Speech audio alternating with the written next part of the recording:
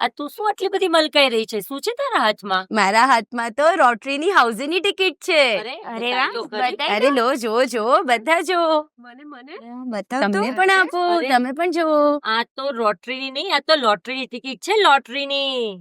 અરે આમાં તો કેશ ડિસ્કાઉન્ટ પણ ઘણું બધું છે ને. આમાં તો ગજબનું ડિસ્કાઉન્ટ છે.